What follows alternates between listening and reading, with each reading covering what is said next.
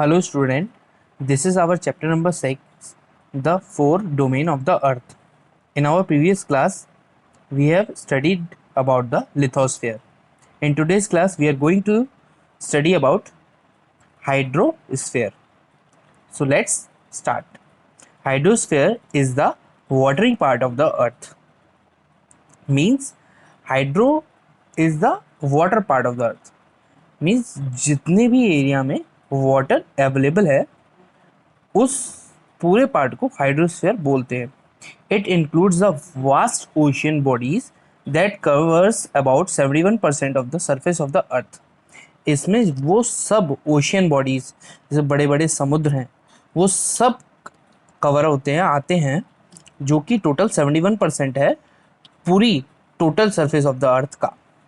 In fact due to this reason our earth is often referred to as the blue planet. Because of this hydrosphere, the earth is called as referred to as the blue planet because of blue water. Lakes, seas, rivers and glacier in the polar ice cap region of mountain peaks also came under hydrosphere. जो बड़े बड़े glaciers हैं, lake है, seize है, reverse हैं, ये सब polar ice cap reason है जहाँ पे आइस जमी रहती है, माउंटेन्स की पीक्स हैं, ये सब हमारे हाइड्रोस्फीयर के अंडर आते हैं. The total amount of water on the earth's surface is estimated to be about 1215 million cubic kilometer. मतलब कुल मिला के जो टोटल वाटर है वो लगभग 1250 million cubic kilometre. The ocean contains about 97% of the total water present on the earth. Earth पे 100% water अगर अवेलेबल है तो 97% वाटर हमारे ओशियन में है. उस तो water is the main element responsible for the existence of life on the अर्थ. तो जो वाटर है वो ही रेस्पॉन्सिबल है अर्थ पे लाइफ होने के लिए. It exist in 3 states. ये 3 स्टेट में पाया जाता है. एक तो सॉलिड स्टेट, दूसरी लिक्विड एंड तीसरी gaseous state. The ice cap in the polar regions are in the solid form. जो आइस कैप बर्फ के जो ढके हुए पहाड़ हैं वो पोलर रीजन में जो पाए जाते हैं वो सॉलिड फॉर्म में पाए जाते हैं, ठोस होते हैं. The water in the ocean, river, lake and sea is in the liquid form. और जो ओशियन में होता है वो लिक्विड फॉर्म में होता है. And the water vapours in the air is in the gaseous form. और जो वेपर में होता है, जो आसमान में एयर में रहा, वो गैसियस फॉर्म में होता है. अब वाटर साइकिल क्या होती है? The water cycle is a continuous phenomenon through which water move from the surface of the earth into the air. ये वाटर सर्किल एक तरीके की कंटिन्यूस साइकिल है जिससे कि वाटर अर्थ से उड़ के एवोपरेट होके वेपर्स बन के सरफेस ऑफ द एयर में जाता है और बाकी आगे रेन की हेल्प से दोबारा से अर्थ पे आता है. The water in the oceans, sea, river, ponds etcetera evaporates into the air. जो वाटर हमारे ओशियन में होता है, सी में होता है, रिवर में और पॉन्ड्स वगैरह में होता है वो एवोपरेट होके भाप बन के एयर में जाता है and later comes down as rain. और आगे वापस लौट के वो रेन की तरह से ज़मीन पे आता है. Now let's study about atmosphere. What is atmosphere? Atmosphere is the air surrounding the earth. जो अर्थ के आसपास जो एयर सराउंड करती है होती है उसको वो एटमॉस्फेयर बनाती है मिलके. The air is held around the earth due to the gravitational pull of the earth. जो एयर है वो वहाँ पे कैसे रुक पाती? नहीं तो इधर उधर उड़ जाएगी.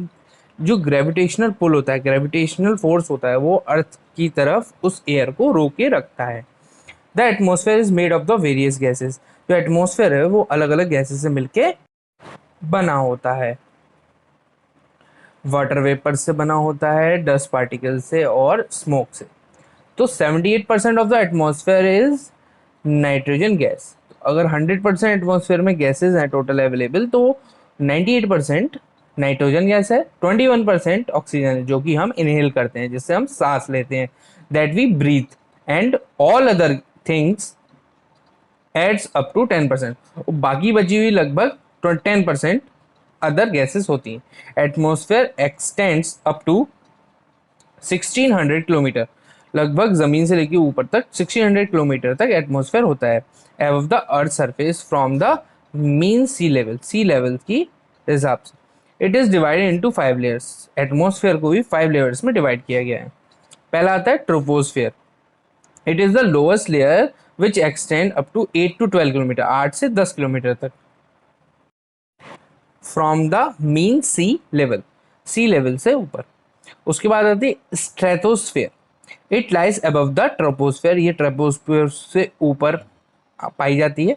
It extends up to the height of 50 kilometre, और ये लगभग 50 किलोमीटर तक होती है। फिर आती है mesosphere. It lies above the stratosphere. Mesosphere जो है वो हमारी स्ट्रेटोस्फेयर के ऊपर होती है। It extends from 50 to 85 kilometre, ये कम से कम 50 से लेके 85 किलोमीटर तक होती है above the mean sea level से ऊपर। देखिए साइड में वो दे रखा है, एक सी लेवल दे रखा है, उससे ऊपर का जो लेयर्स ऑफ दे रखी हैं सारी, कौन कौन सी होती हैं। पहले ट्रोपोस्फेयर, स्ट्रेटोस्फेयर, फिर आया मीजोस्फेयर, फिर आया thermosphere. It lies above the mesosphere, ये मीजोस्फेयर से ऊपर होती है। It extend up to 450 kilometre above the mean sea level, ये 450 किलोमीटर लगभग होती है सी लेवल से ऊपर। सबसे लास्ट में आती है हमारी exosphere. It is the upper most layer of the atmosphere, ये सबसे ऊपर की लेयर होती है एटमॉस्फेयर की। It extends to the height of 1600 kilometre, और ये 1600 किलोमीटर तक की हाइट पे होती है। After it outer space begin, इसके बाद आउटर स्पेस, मतलब जहाँ पे सैटेलाइट्स वगैरह छोड़ी जाती हैं, आउटर स्पेस शुरू हो जाता है एक्सोस्फेयर के बाद। फिर आता है हमारा biosphere, the sphere of living organism, जहाँ पे हम लिविंग ऑर्गेनिज्म रहते हैं। Where three realms, three domains of the earth meet, जहाँ पे मिलते हैं। The interact is called biosphere, जहाँ पे वो तीनों चीज़ें मिलती हैं, क्या, atmosphere, lithosphere, hydrosphere. Page number 34 पे फिगर दे रखी है डोमेन्स ऑफ द अर्थ, जहाँ पे वो मिल रही हैं, और बीचों बीच का पार्ट हमारा बायोस्फेयर है। All these living beings depending upon each other, ये एक दूसरे पे डिपेंड करती हैं, एंड देयर एनवायरनमेंट, एक दूसरे के उसके एनवायरनमेंट पे, of their survival, for their survival, अपने सर्वाइवल के लिए। Human beings are an essential part of the biosphere. Human beings, हम जो ह्यूमन बींग्स हैं वो एक असेंशियल पार्ट है, एक ज़रूरी हिस्सा है बायोस्फीयर का। The distinct zone of biosphere having their own climate, क्या डिस्टिंक्ट जोन है, एक अलग जोन है किसका, बायोस्फीयर का। हैविंग देयर ओन क्लाइमेट, इसका खुद का क्लाइमेट है। And plant and animal life are known as ecosystem, और ये सब प्लांट, क्लाइमेट, एनिमल लाइफ, उसको हम क्या बोलते हैं, इको सिस्टम।